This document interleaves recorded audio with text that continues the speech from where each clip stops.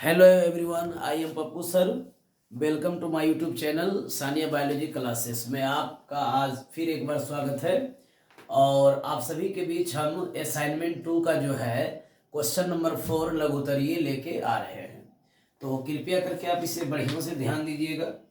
तो question number 4 में ये कहा जाता है कि हाइपोकोटाइल एवं इपिकोटाइल के बीच क्या अंतर है। क्वेश्चन नंबर 4 है अंतर बताएं। अंतर बताएं। तो इसमें से नंबर 1 है कि हाइपोकोटाइल हाइपोकोटाइल है, और दूसरा है इधर इपिकोटाइल इपिकोटाइल है। Okay okay. अब इसमें हम लोग लिखेंगे कि यह भ्रूणीय अक्ष है, भ्रूणीय अक्ष है जो बीजपत्र के ऊपर होता है, बीजपत्र के ऊपर होता है। कहाँ पर होता है? बीजपत्र के नीचे। ये क्या होगा? नीचे होता है, जो बीजपत्र के नीचे होता है। इधर क्या हो जाएगा कि यह भ्रूणीय अक्ष है, भ्रूणीय अक्ष है जो कहाँ पर होता है? जो बीजपत्र के यानी कोटालिडोन के यानी बीजपत्र के कहाँ पर होता है? ऊपर होता है, जो बीजपत्र के ऊपर होता है। अब इसमें एक एक अंतर आप और जोड़ सकते हैं अगर आपको याद रहे तो। दूसरा आप लिख सकते हैं कि इससे किससे इससे इससे मूलांकुर जुड़े होते हैं। कौन जुड़े होते हैं? मूलांकुर जुड़े होते हैं, मूलांकुर जुड़े होते हैं। ओके।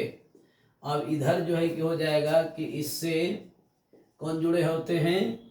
इससे प्रांकुर जुड़े होते हैं, प्रांकुर जुड़े होते हैं, इससे प्रांकुर जुड़े होते हैं। ओके। तो यहाँ चीज हम इस सब चीज को देखने का प्रयास करेंगे। हाइपोकोटाइल की बात करेंगे तो ये क्या है? यह भ्रूणीय अक्ष है जो बीजपत्र के ऊपर क्या करता है? बीजपत्र के ऊपर यानी यहाँ यहाँ पर लिखा जाएगा आपका जो है बीजपत्र के कहाँ होता है? नीचे होता है, बीजपत्र के नीचे होता है। और ये भी एक भ्रूणीय अक्ष है जो बीजपत्र के ऊपर होता है। ये नीचे और ये क्या है? ऊपर है। तो इससे मूलांकुर जुड़े होते हैं। मूलांकुर आगे चल के क्या बनाता है? जड़, आपको पता है। इससे प्रांकुर जुड़े होते हैं, प्रांकुर आगे चल के क्या बनाता है? शूट सिस्टम यानी लीफ स्टेम वगैरह ये सब बनाता है। अब जो है दूसरा अंतर है जिसको हम लोग कहते हैं दूसरा कोलियोप्टाइल,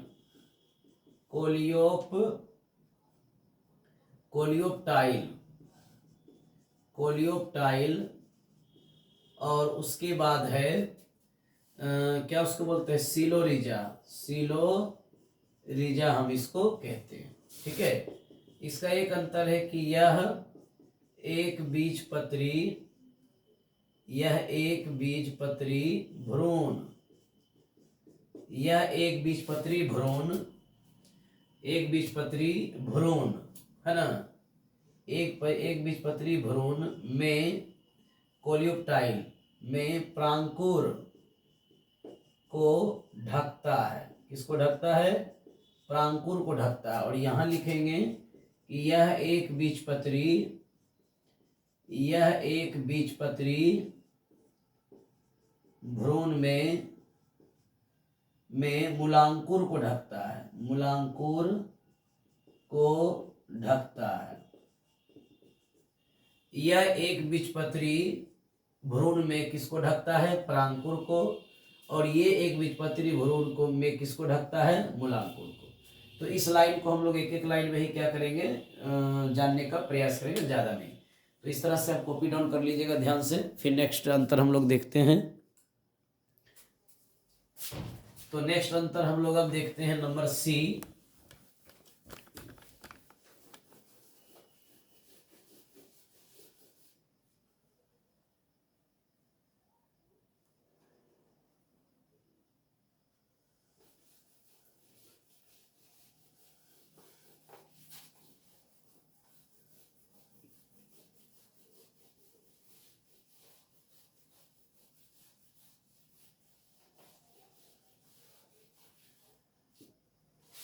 अब नंबर सी देखेंगे जिसका नाम है इंटेगुमेंट एवं टेस्टा में अंतर। तो कहा जाता है नंबर सी है इंटेगुमेंट, जिसको बोलते हैं अध्यावरण, बरन और टेस्टा के बीच में अंतर है। तो एक लाइन में ही इसको लिखेंगे कि यह बीजांड का आवरण है, यह बीजांड का आवरण है जो सुरक्षा प्रदान करता है, सुरक्षा प्रदान करता है। और इसमें एक लाइन में लिखेंगे यह बीज का आवरण है, यह बीज का आवरण है, बस एक लाइन में। ये अंतर हो गया क्लियर। उसके बाद डी नंबर का जो है कि अंतर है कि पेरिस्पर्म और क्या है, पेरिकार्प के बीच अंतर है। तो यहाँ लिखेंगे कि यह न्यूसेलस का अपशिष्ट है, यह न्यूसेलस का अपशिष्ट को हम लोग बोलते हैं रेड्यूस बोलते हैं इसको हम ना, एक लाइन में। और ये क्या है, तो यह अंडाशय, यह फल भित्ति है, क्या है, फल भित्ति है, एक लाइन में। उसके बाद हम दूसरा लिखेंगे कि यह ब्लैक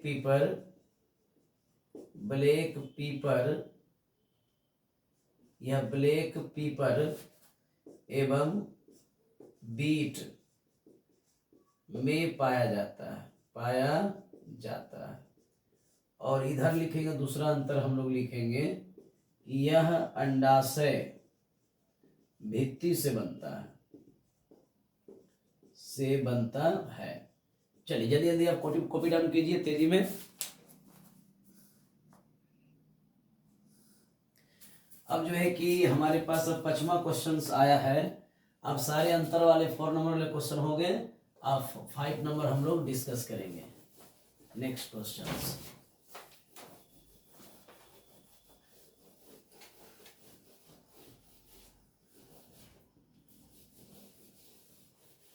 जो 5 नंबर वाले क्वेश्चन से ओनिसेक फल क्या है,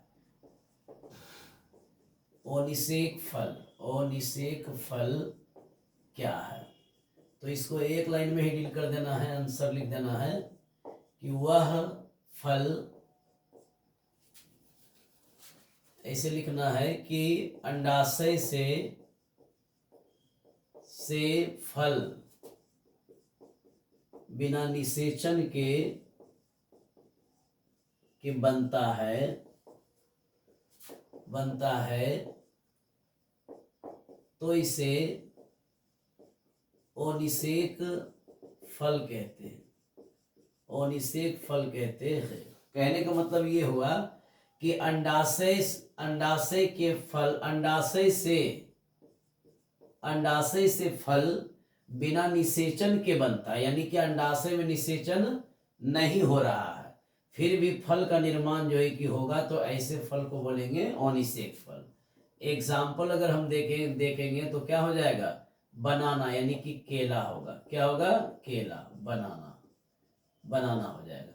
अब इससे क्या लाभ होता है, यानी कि इससे क्या लाभ होता है, तो हम कहेंगे कि ये बिना बीज वाला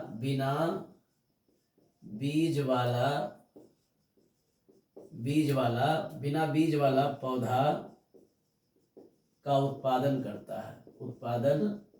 करता है। ये इसका फायदा हो गया कि बिना सीड यानी विदाउट सीड वाले पौधे का उत्पादन होना ही कहलाता है। और इसे फल किसका उत्पादन कर सकता है, बिना बीज वाला पौधा। ठीक है, ओके। तो इस चीज को आप देख लीजिएगा। अब क्वेश्चन नंबर 6 क्या है वो देखते हैं। बहुभ्रूणता क्या है, बहुभ्रूणता क्या है। बहुभ्रूणता का मतलब ये हो गया कि एक बीजांड में, एक बीज में एक से अधिक भ्रूण का निर्माण बहुभ्रूणता कहलाता है, बहुभ्रूणता कहलाता है। कहने का मतलब ये हुआ कि बहुभ्रूणता क्या है, तो एक बीज में एक से अधिक भ्रूण, यानी कि एक बीज में एक से अधिक भ्रूण का निर्माण कहलाता है बहुभ्रूणता। बहुभ्रूणता जो होता है पाया जाता है साइट्रस प्लांट में, साइट्रस पौधा में ये गुण पाया जाता है। ठीक है, अब कहते हैं बहुभ्रूणता के जो आविष्कारक है वो कौन है? लुवेनहुक है। इसके जो आविष्कारक है उनका नाम है ल्यूवेनहुक, इसका नाम है।